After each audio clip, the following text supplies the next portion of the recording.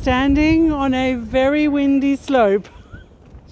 That is Karak Castle. Karak Castle, built in 1142 by Baldwin I of Jerusalem. This was one of the castles for Ultra Jordan, O-U-L-T, Ultra Jordan. It's a very, very interesting castle. It's what's called a spur castle because it has natural fortifications on each side and you only have one entry point. Like I'd mentioned previously about spur castles, it's absolutely brilliant for defense, but if your supply line is cut, you are absolutely screwed. Let's go and have an explore of Kerak Castle, a Crusader castle from 1142.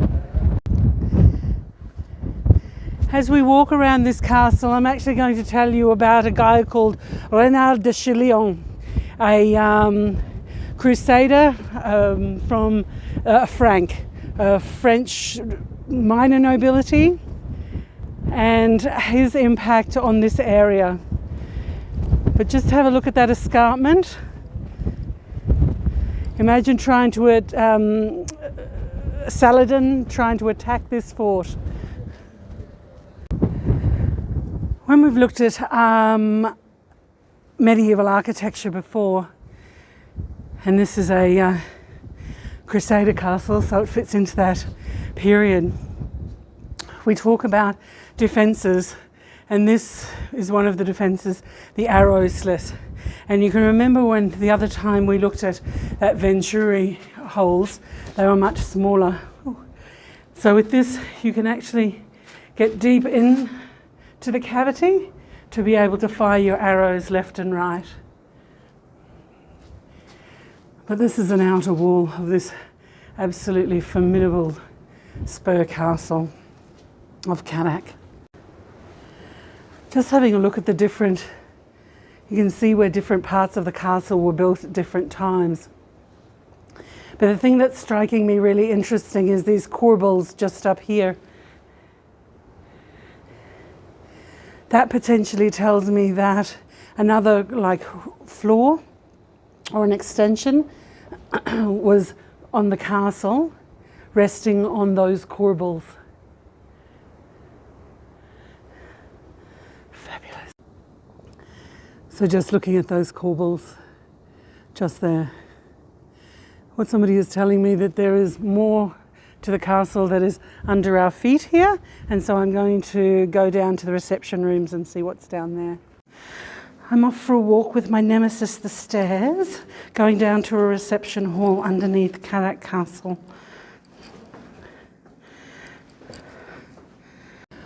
Okay, I've walked down probably about 50 stairs and, well spotted, thank you very much. I almost tripped over another stair. So that looks like a fireplace. The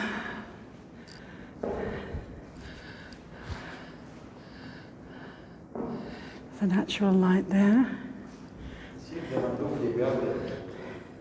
We come down these stairs, and this was an exit for the Mamluks, and then the Ottomans, when they took over the castle, they sealed it off.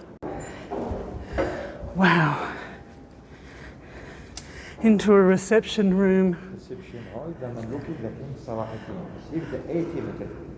80-meter long reception hall for Mamluk Saladin.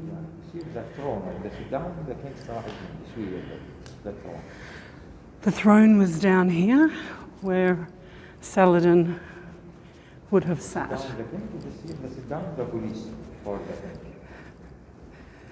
So walking down, we're almost to the end of the 80 metres of this reception hall. And then there was another castle entrance there, but that has been closed off subsequently.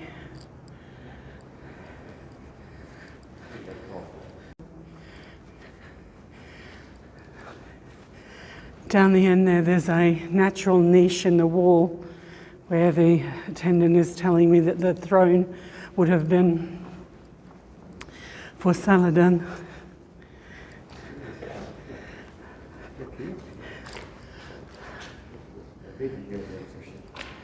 how big the reception is, yes. So what's this one? An exit? No exit.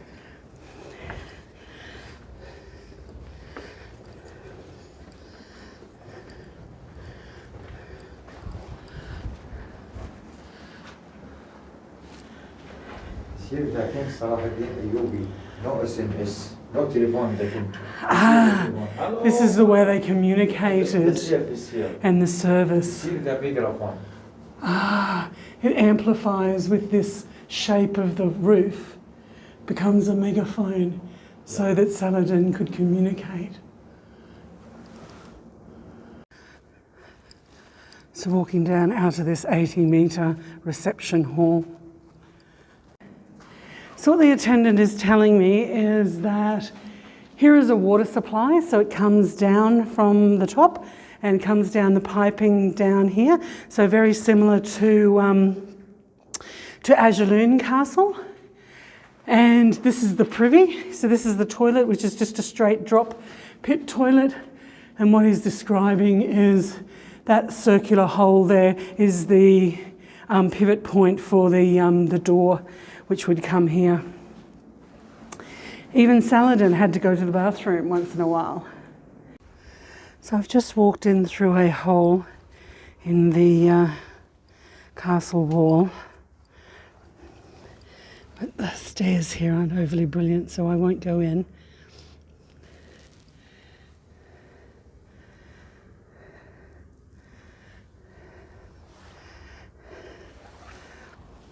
So it was basically just an opening in the castle wall here. Where I went and saw that reception hall was down there where those skylights were. 80-metre reception hall. So coming up these side stairs, there's lots of little holes in the side of the castle, but the stairs look in pretty bad repair. I don't want to risk going down.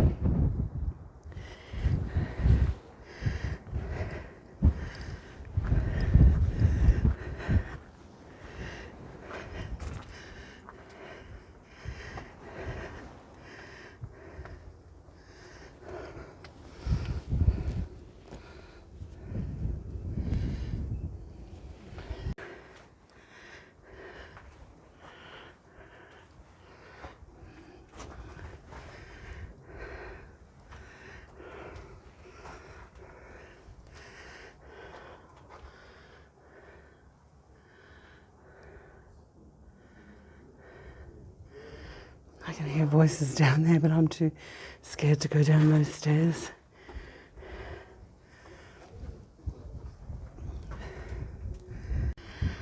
Karak Castle is actually a really huge castle. It's really quite intact, a lot of it. It was built over a couple of centuries, and we'll get to look into another couple of places, like down there into the mosque and prison, and over here into another banquet hall. Let's cruise over there.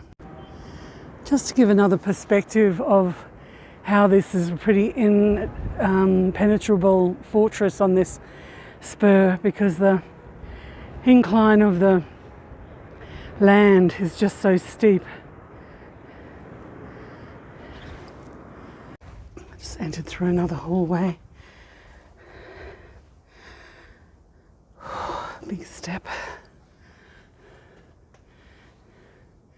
into that large reception hall.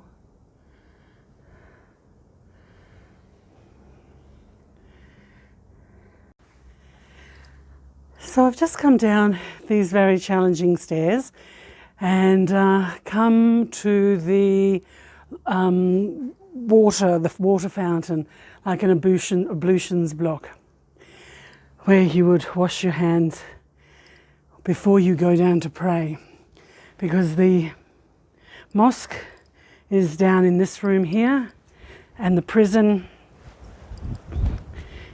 is in that one there. So let's go down and have a look at the mosque first.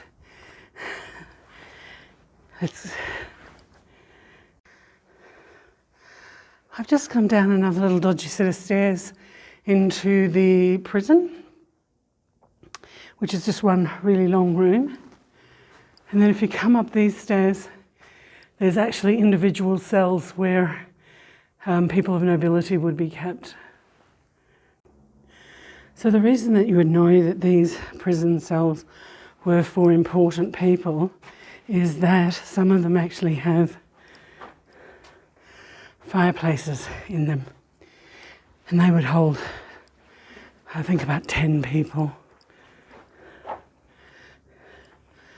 So along this entire wall,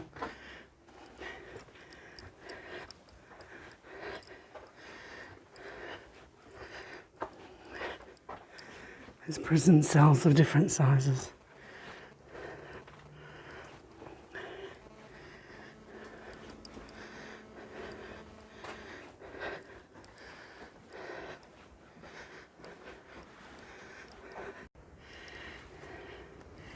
That's actually the entryway to the mosque over there, through this slit here. So I've just come out of the prison area and I'm just walking through this section underneath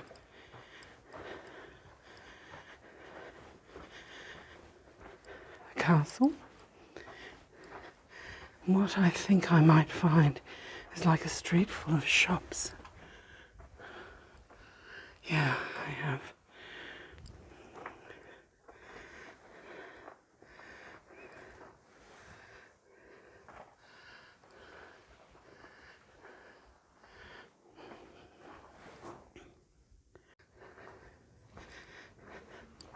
Actually, this is a street full of bedrooms.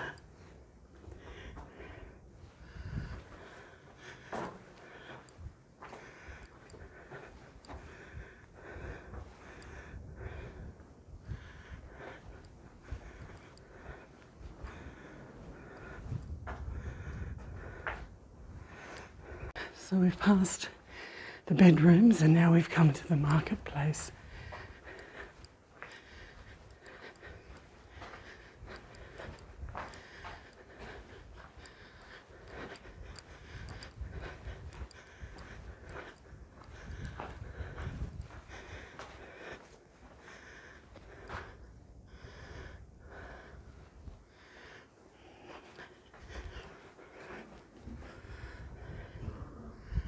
I wonder if these were the stairs that I noticed before but didn't want to come down.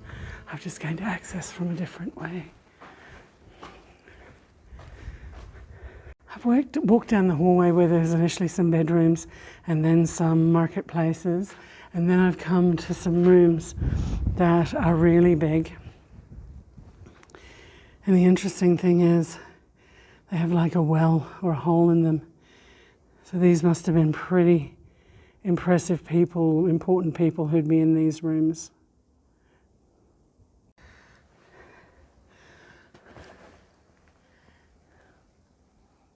Just a set of stairs going off from that hallway. This is just such a big castle. I've just turned another corner, walked into this room where there's a couple of little fireplaces. This looks like it was a door maybe.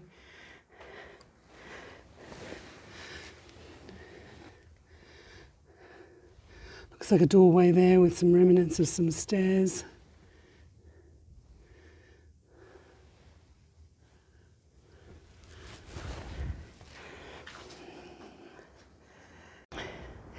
So I've just come from that far end, and where that policeman's just walking past, and those people are just coming out of the cavity, that's where those bedrooms and marketplace were.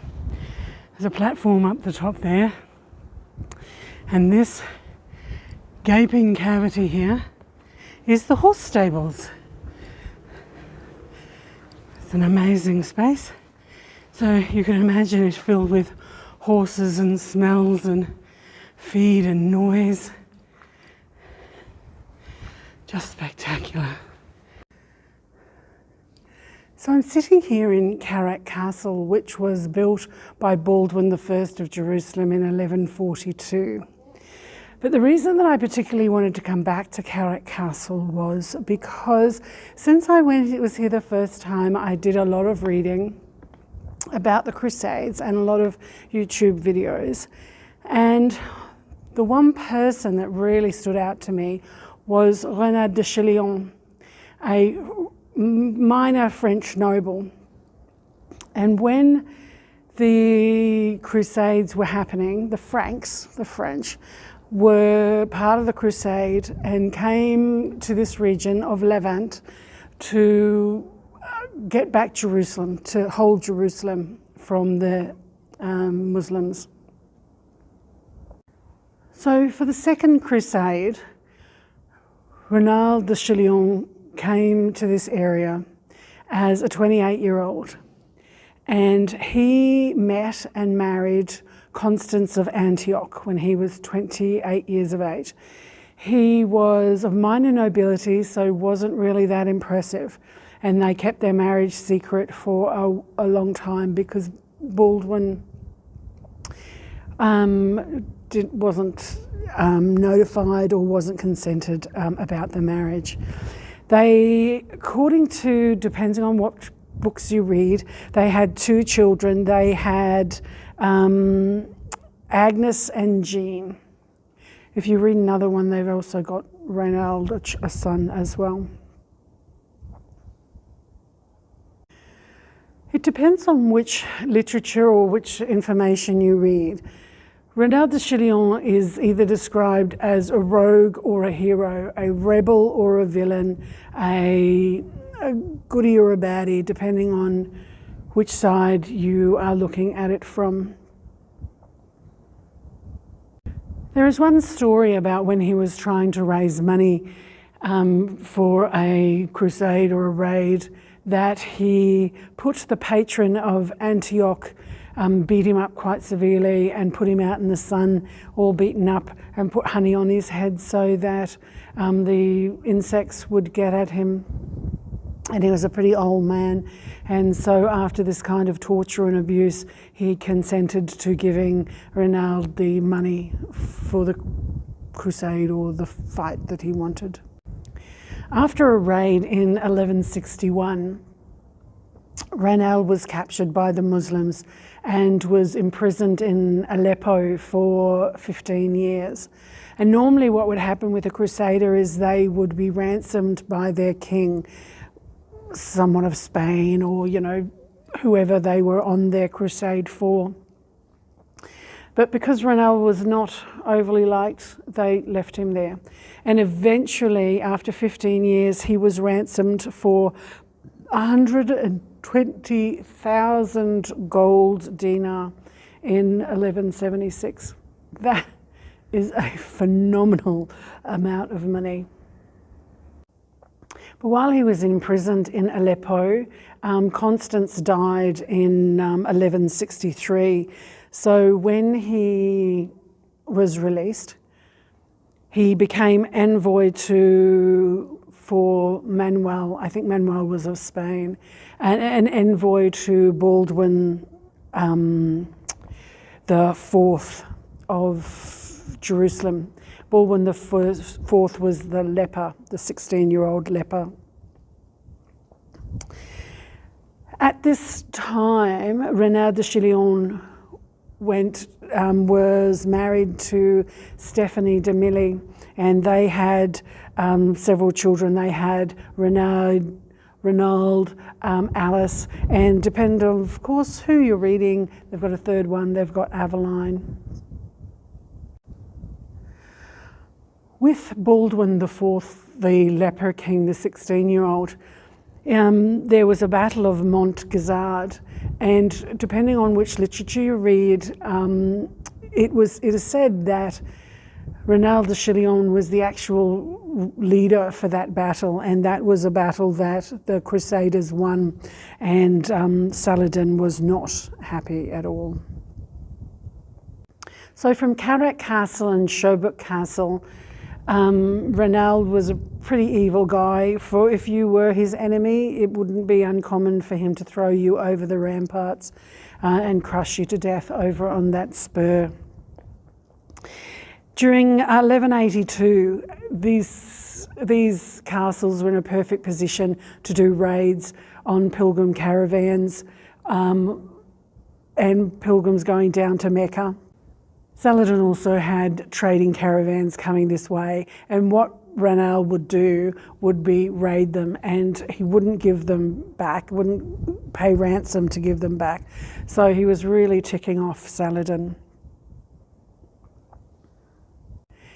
It is said that in 1183, in this castle here, Karak Castle, when Humphrey IV and Isabella of Jerusalem, Humphrey was 16 and Isabella was 14, they got married here in this castle.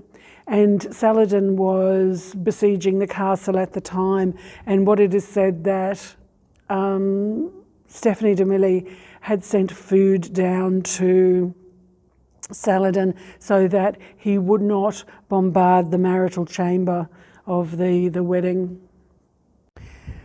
With those Red Sea raids in about 1183, and in about 1185, Ranald de Chillon became allied with Sibylla and Guy of Lucerne. With all this aggravation with the raiding of the pilgrim caravans and the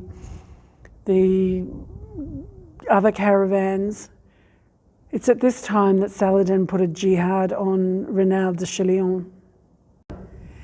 In 1187, to the north of here, Lake Tigris, was the site for the Battle of Hattin, and this was the battle where Guy of Lucerne and Ranald de Chillon were captured by Saladin. And the story goes that Saladin gave water to Guy, and Guy drank the water, and then he passed the water over to Ranald, and Ranald drank the water. But because Saladin did not offer the water to Ranald himself, what he did was invited Ranald to his, or took Ranald to his tent, to another place, and basically struck him with a sword, and while he fell down, severed his head. And that was 4th of July, 1187. So I keep saying it depends on who you read and who you listen to, because there is several different sources that you can get your information from. One source said that it was because he drank the water that wasn't offered to him personally by Saladin that he was beheaded. Another said that it was because he would not convert to Islam, and that's why he was beheaded. So Ranald de Chillon was about 61 or 62 when he was beheaded by Saladin, where the other two excuses were probably pretty good. Drinking the water wasn't offered to you, and not converting. But I think it's a third. I think it is more, it was a really political move by Saladin, because Ranald had just been such a pain in his side for such a long period of time with all the raids and stealing the, rioting the pilgrim caravans and stealing all the trade stuff. I think it was a political move to get rid of Ranald. So there's three really main sources that you get your information about Ranald, and one of them was from William of Tyre, who wrote really poorly of Ranald because Ray was basically humiliating the Christian world with all of these raids, and he wasn't listening to what the kings were saying. The second place to find it is in Muslim historical documents, because when Saladin actually wrote back to say why he had killed Ranald, it demonstrated that he was really a formidable opponent and was really quite respected as an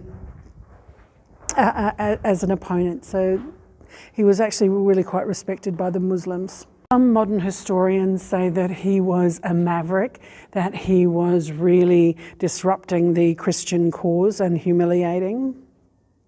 Some say that he was a marauder that just could not resist temptation. Some Christian historians say that he was a martyr and that he was experienced and he was a reasonable leader. One of the primary reasons that he is actually a good leader is because he actually prevented unification of all of the Muslim states that were around, just because he kept disrupting so much of the surrounding Muslim area. So there are a lot of historical novels that include Renal de Chillon, and they all give very different stories, different perspectives of him. But if you want to see a representation of him, you can look at Ridley Scott's 2005 movie, Kingdom of Heaven, where Brendan Gleeson plays Renal as a big hairy buffoon, basically, that grovels and humiliates himself and has to kiss the hand of Baldwin IV, the 16-year-old leper king's hand. It's a pretty interesting depiction of Renal de Chillon. But just to be here at Karak Castle at the moment, Sherbrooke Castle is closed for renovation until the next year. So this is February of 2020. So until 2021, I can't go back to Sherbrooke Castle.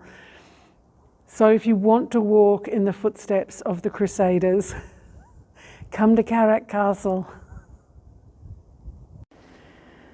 So that was our short little walk around Karak Castle. Come and play with me. Come to Jordan. Come and visit. Come with me.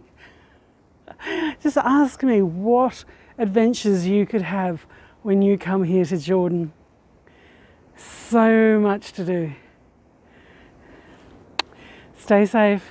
Happy travels.